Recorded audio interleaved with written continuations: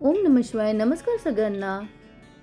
मी कविता नेहरे आणि माझा YouTube channel Annapurna bye कविता नेहरेमध्ये तुमचं मनापासून स्वागत आहे.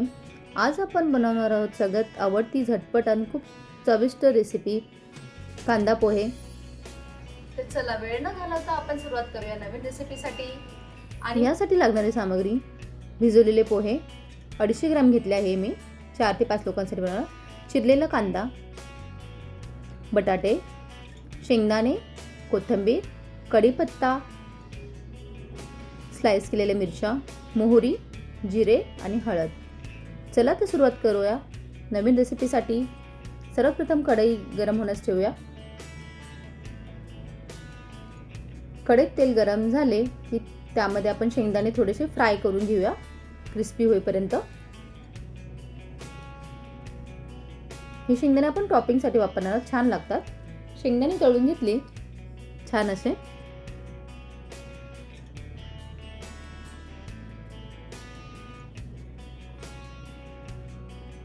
मटर टाकायचे असेल तुम्ही मटरही असेच फ्राय करून बाजूला काढून ठेवा आणि त्याच्यावर थोडंसं सॉल्ट टाकून मीठ टाकून क्रिस्पी करून बाजूला ठेवा.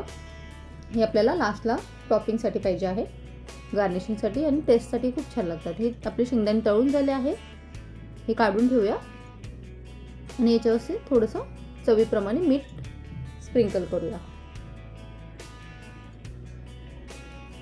त्याच गरम झालेल्या तेलामध्ये आपण टाकूया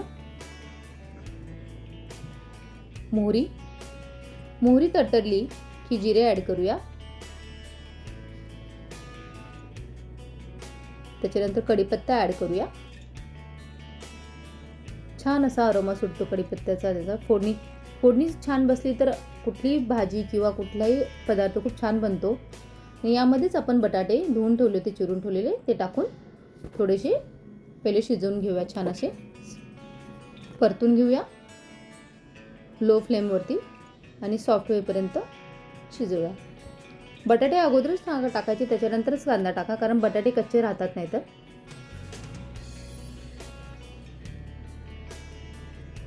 आणि याच्यातच आपण कांदा टाकून छान सॉफ्ट होईपर्यंत परतून घेऊया. पोहे मी अगोदरच 5 मिनिटं पाण्यात भिजत ठेवले होते.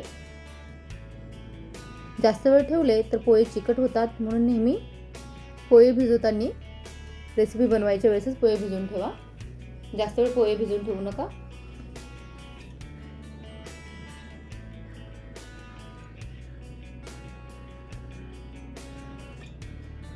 झाकण ठेवून 2 ते 3 मिनिटं आपण परतून घेऊया छान असं. आणि याच्यामध्येच आपण मिरच्या ॲड करूया, त्याही छान परतून घेऊया.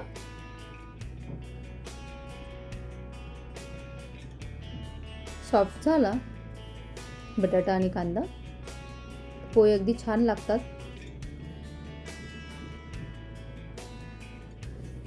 मऊ होईपर्यंत छान परतून घ्यायचं आहे. त्याच्या चवीप्रमाणे मीठ अगोदरच टाकूया आपण आणि तेही छान मिक्स करून एक 5 मिनिटं शिजू द्यायचं.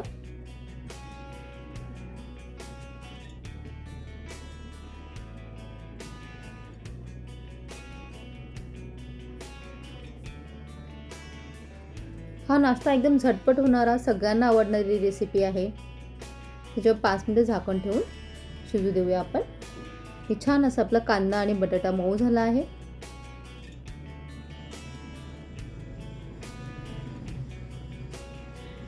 बटाटा असं चेक करायचा, बटाटा आरपार तुटला की बटाटा शिजला असं समजायचं. हे बघा असं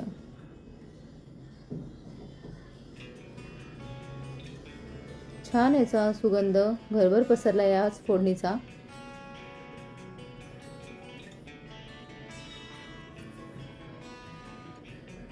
आता यामध्ये आपण टाकणार आहोत थोडी कोथिंबीर,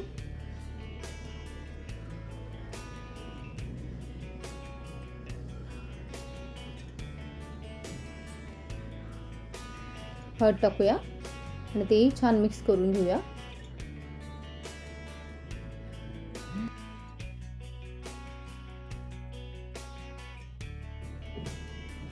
कोथिंबीर ॲड करूया. छान मिक्स करून घेऊया.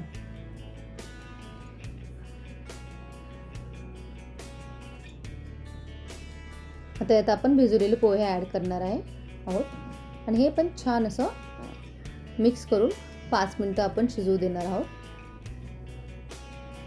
आणि छान असं हलक्या हाताने मिक्स करा.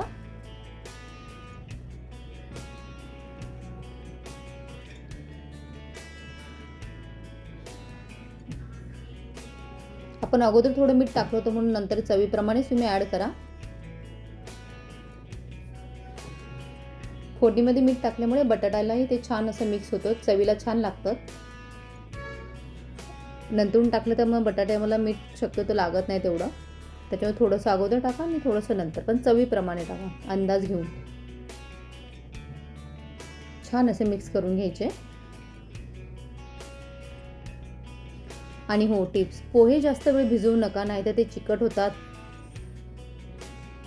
थोडी साखर टाकली प्रमाणातच तर चव छान खुलते. पोहे नेहमी हलक्या हातानेच मिक्स करायचे. आणि हो लिंबू शेवटी घातल्यानेही चव छान येते. तर नक्की ट्राय करा. व्हिडिओ शेवटपर्यंत नक्की बघा. आणि मी अगदी साध्या आणि सोप्या पद्धतीत रेसिपी तुम्हाला देते, त्याच्यामुळे माझी रेसिपी शेवटपर्यंत नक्की बघा.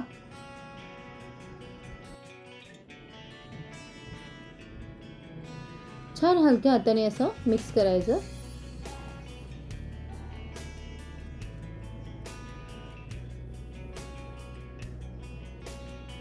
कुठली रेसिपी घरच्या घरी सोप्या पद्धतीने बनवता येते. थोडा वेळ 2 ते 3 मिनटं झाकण ठेवून लो फ्लेमवरती ठेवायचं. छान अशी वाफ येईपर्यंत आपले पोहे असे सॉफ्ट होतात आणि छान लागते टेस्ट. हे आपले पोहे रेडी आहे ऑलमोस्ट.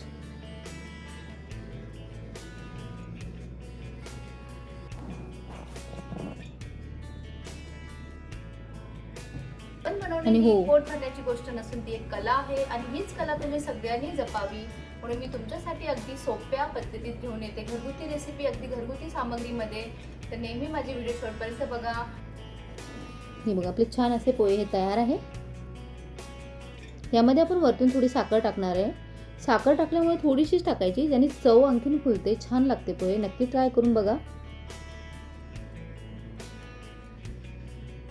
याच्यावर तुम्ही लिंबू पिळू शकतात किंवा शेवटी तुम्ही पोहे सर्व केल्यानंतरही देऊ शकतात. पण छान साखर घातली ती प्रमाणातच घालायची, त्याने चव अशी छान लागते.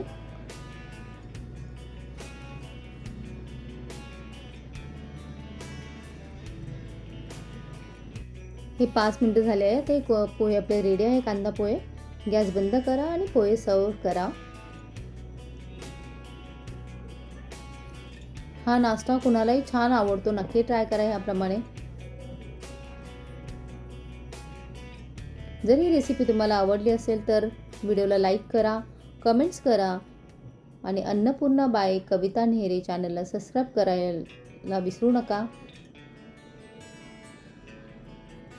वरून छान असे तळलेले शेंगदाणे टाकूया टॉपिंगसाठी. आणि मटरही मी फ्राय करून ठेवले होते, तेही टॉपिंगसाठी अगदी छान टेस्ट लागते. आणि याच्यावर शेवटी लिंबाचा रस आणि कोथिंबीर घाला, खूप छान टेस्ट लागते. गरमागरम मऊ आणि स्वादिष्ट कांदा पोहे तयार आहेत. कांदा पोहे आपल्याला एक गोष्ट शिकवतात, साधेपणातच खरी चव, आनंद दडलेला असतो. थोड्या साहित्यात प्रेमाने बनवलेले जेवण मन तृप्त करतं. जर ही रेसिपी आवडली असेल तर लाईक करा, शेअर करा आणि माझ्या चॅनलला सबस्क्राईब करायला विसरू नका नवीन असेल तर. आणि शेवटपर्यंत हा व्हिडिओ बघितल्यास धन्यवाद. पुन्हा भेटूया एका नवीन चवीसोबत, नवीन रेसिपीसोबत. तोपर्यंत धन्यवाद.